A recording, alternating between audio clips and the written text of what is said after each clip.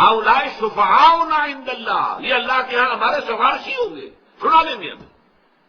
یہ ہے بات جس کی نفی کی، مالک یوم الدین۔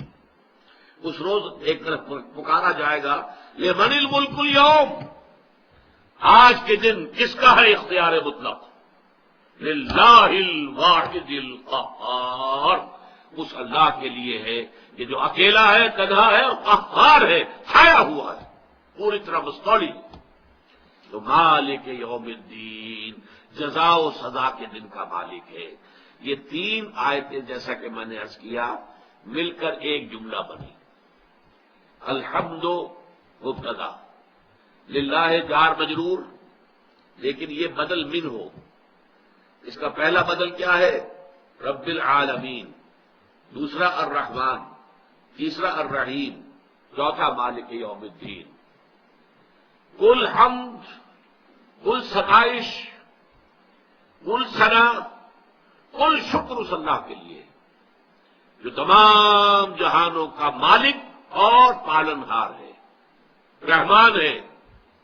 اس کی رحمت ٹھاٹھے مارتے ہوئے سمندر کے مانند ہے، رحیم ہے، ساتھ ہی اس کی رحمت میں دوام ہے، استقلال ہے، تسلسل ہے۔ مالک یوم الدین، جزا و سزا کے دن کا مختار مطلق ہے کہ اس کے فیصلے کے آگے آنے والا کوئی نہیں ہوگا۔ من ذا الذی یشفع عندہ الا باذنہ، کون ہے وہ جو شفاعت کر سکے گا اس کے پاس؟ ہاں مگر اس کی اجازت سے، اس کے فیصلے کے بغیر، اس کے اذن کے بغیر تو کوئی زبان نہیں کھول سکے گا۔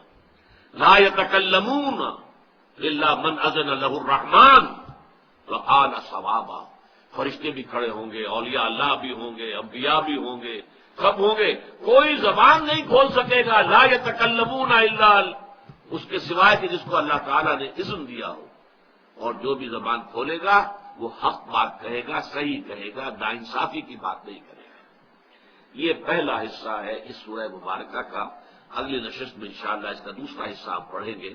بارک اللہ لی ولکم فی القرآن العظیم ونفعنی وإیاکم بالآیات والذکر الحکیم۔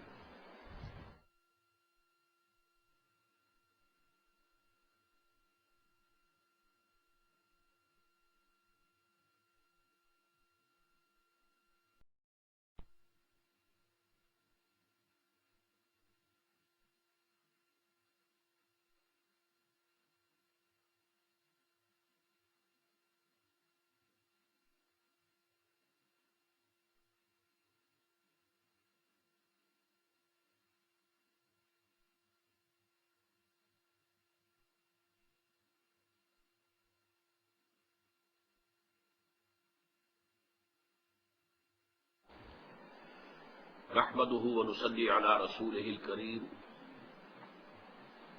اما بعد فاعوذ بالله من الشيطان الرجيم، بسم الله الرحمن الرحيم، الحمد لله رب العالمين، الرحمن الرحيم، مالك يوم الدين، إياك نعبد وإياك نستعين، اهدنا الصراط المستقيم، صراط الذين أنعمت عليهم غير المغضوب عليهم ولا الضالين،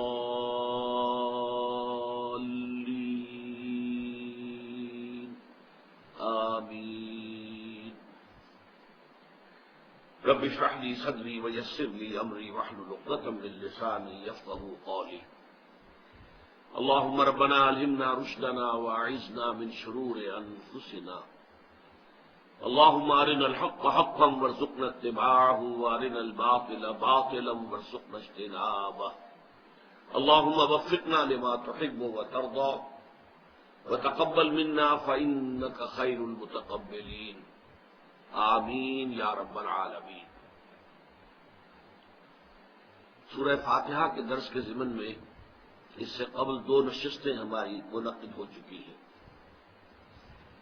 پہلی نشست میں ہم نے آیت بسم اللہ پر غور کیا اور اس کے ضمن میں خاص طور پر اللہ تعالیٰ کے 3 اسماء حسنی، جن میں سے ایک کے بارے میں بہت سے حضرات کا گمان ہے کہ وہ اللہ کا اسم ذات ہے، اسم علم ہے، اللہ، اور دو اور اسماء جن میں سے پہلا جو ہے الرحمن، وہ خوبصورت ترین ناموں میں سے ہے اور عزیز ترین ناموں میں سے ہے، محبوب ترین ناموں میں سے ہے اللہ کی۔ ان تین اسماء حسنہ پر تفصیلی گفتگو ہو گئی۔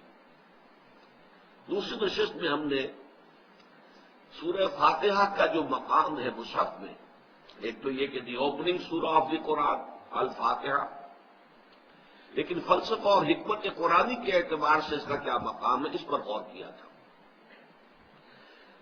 صاف نظر آتا ہے کہ یہ سورہ ایک دعا ہے، اس کا بڑا میجر حصہ جو ہے، کم سے کم نصف، وہ ایک دعا پر مشتمل ہے۔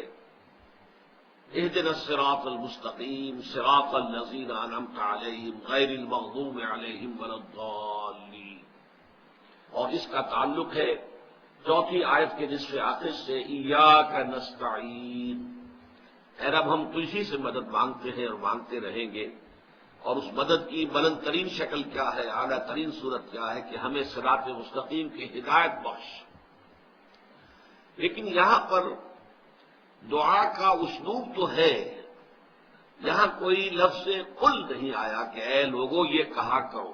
اس اعتبار سے قرآن کے اول و آخر میں ذرا ایک بڑا لطیف سا فرق اور تفاوت ہے۔ پہلی صورت یہ ہے، آخری دو صورتیں معوذتین، اور وہ دونوں جو ہے قل سے شروع ہوتی ہیں، قل اعوذ برب الفلق، قل اعوذ برب الناس۔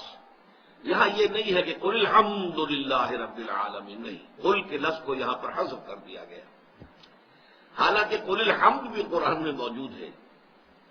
آپ کے علم ہوگا بہت سے حضرات کے کہ سورہ بنی اسرائیل کی آخری آیت ہے وَقُلِ الْحَمْدُ لِلَّهِ الَّذِي لَمْ يَتَّخِذْ وَلَدًا وَلَمْ يَكُن لَّهُ شَرِيكٌ فِي الْمُلْكِ وَلَمْ يَكُن لَّهُ وَلِيٌّ مِّنَ الذُّلِّ وَكَبِّرْهُ تَكْبِيرًا۔ تو قل کے ساتھ بھی الحمد جو ہے قرآن میں موجود ہے، لیکن یہاں نہیں۔ اس کی وجہ کیا ہے؟ در حقیقت یہاں اللہ تعالیٰ اپنی طرف سے کوئی دعا نہیں سکھا رہے ہیں، بلکہ فطرت انسانی کی ترجمانی کر رہے ہیں۔ یہ بات ہم نے سورہ لقمان کے دوسرے رکوع کے ضمن میں بھی اچھی طرح سمجھ لی تھی کہ دو چیزیں اگر میسر ہوں، نمبر ایک، انسان کی فطرت جو ہے وہ اپنی سلامتی اور صحت پر برقرار ہو، نہ وہ کرپٹ ہو نہ پرورٹ ہو، اس کو ہم کہتے ہیں فطرت سلیمہ، اور اس کے ساتھ ہی انسان کی عقل، اگر اس پر نہ تکبر کی پٹی بندھی ہوئی ہو اور نہ تعصب کی، تو اس کو ہم کہتے ہیں عقل سلیم۔ فطرت سلیمہ اور عقل سلیم، یہ دو چیزیں اگر انسان کو مہیا ہو جائیں تو انسان از خود اس کائنات کے بنیادی حقائق تک پہنچ جاتا ہے، اسے کسی وحی، کسی نبی، کسی رسول کی ضرورت نہیں، محض اپنی فطرت سلیمہ کی رہنمائی میں اور عقل سلیم کے سفر کے نتیجے میں وہ اس حقیقت کو پا لیتا ہے کہ اس کائنات کا ایک خالق ہے، مالک ہے، رب ہے، پروردگار ہے، پالنہار ہے۔ وہ تمام جو بھی اچھی سے اچھی چیزیں ہو سکتی ہیں، تمام جو بھی محاسن اور کمالات ہو سکتے ہیں، ان سب سے متصف ہے، اس کی صفات کمال جو ہے، اور وہ ہر عیب سے پاک ہے، ہر نقص سے، ہر کوتاہی سے، ہر ضعف سے، ہر احتیاج سے۔ نمبر دو یہ کہ انسان کے اعمال جو ہے نیکی اور بدی، یہ بیکار جانے والی چیزیں نہیں ہیں، یہ اکاؤنٹ فار ہو کر رہے ہیں، یہ نتیجہ نکلے گا۔ گندم از گندم گرویت جو سے جو، گندم سے گندم اگتی ہے، جو سے جو پیدا ہوتا ہے۔ اب اگر ایسا دنیا میں نہیں ہو رہا ہے، ہم دیکھتے ہیں کہ نیکوکاروں کے لیے یہاں مصیبتیں ہیں، فقر و فاقہ ہے، تکالیف ہے، اور بدکار، بدماش، شریر، گنڈے، حرام خور یہاں پر عیش کر رہے ہیں، اور اکثر و بیشتر اقتدار اور اختیار معاشرے میں انہی کے ہاتھ میں ہوتا ہے۔ تو اگر یہاں پر الٹی گنگا بہتی نظر آ رہی ہے تو اس کا مطلب ہے ایک اور عالم ہونا چاہیے کہ جس میں یہ گندم از گندم برویت جو سے جو والا معاملہ ہو جائے، حق بحقدار رسید، نیکوکاروں کو ان کو نیکی کا پورا بھرپور صلہ اور بدلہ مل جائے، بدکاروں کو اور شریروں کو ان کی شرارتوں اور بدکاریوں کی پوری پوری سزا مل جائے۔ یہ ہیں دو بنیادی حقائق جن تک کہ انسان از خود پہنچ جاتا ہے۔ البتہ اس کے بعد انسان کو سمجھ میں آ جاتی ہے بات کہ وہی جو ہستی ہے پیدا کرنے والی اور پالنہار، وہی اس کی مستحق ہے کہ بندہ اس کے سامنے عاجزی کرے، اظہار تذلل کرے، سر جھکائے، رکوع کرے، اس سے دعائیں کرے، اس سے محبت کرے، اس سے لو لگائے، اسے اپنا محبوب حقیقی مقصود اصلی بنائے، اس کے لیے اپنا تن من دھن لگانے کے لیے تیار ہو جائے۔ البتہ یہ کہ اس دنیا کی عملی زندگی میں قدم قدم پر ایسے مسائل آ جاتے ہیں کہ کیا کروں کیا نہ کروں، اس کا فیصلہ نہیں کر پاتا انسان۔